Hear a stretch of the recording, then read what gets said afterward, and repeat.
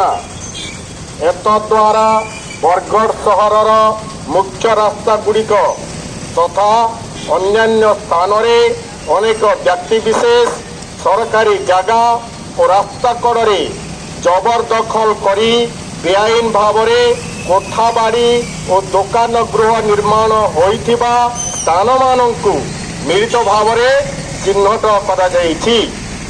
ଏହାସହ ଲେଙ୍ଗୁ ମିଶ୍ର ଛକଠାରୁ ନୂତନ ଜିରା ବ୍ରିଜ ପର୍ଯ୍ୟନ୍ତ ସରକାରୀ ରାସ୍ତା ଓ ଜାଗାରେ ଜବରଦଖଲ କରି ବେଆଇନ ନିର୍ମାଣକୁ ମଧ୍ୟ ଜିଲ୍ଲା ପ୍ରଶାସନ ଦ୍ୱାରା ଚିହ୍ନଟ କରାଯାଇଅଛି।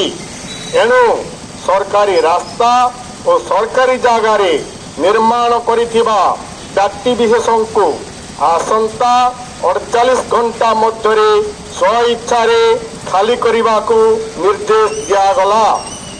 ଏହାର ଖିଲାପ କଲେ ଜିଲ୍ଲା ପ୍ରଶାସନ ତଥା ବରଗଡ଼ ପୌର ପରିଷଦ ଦ୍ୱାରା ବେଆଇନ ନିର୍ମାଣକୁ ଉଚ୍ଛେଦ କରିବା ସହ ଜବରଦଖଲକାରୀଙ୍କ ବିରୁଦ୍ଧରେ ନିୟମ ଅନୁଯାୟୀ ଦୃଢ଼ କାର୍ଯ୍ୟାନୁଷ୍ଠାନ ଗ୍ରହଣ କରାଯିବ। ଆପଣଙ୍କ ସେବାରେ ପୌର ପରିଷଦ ବରଗଡ଼।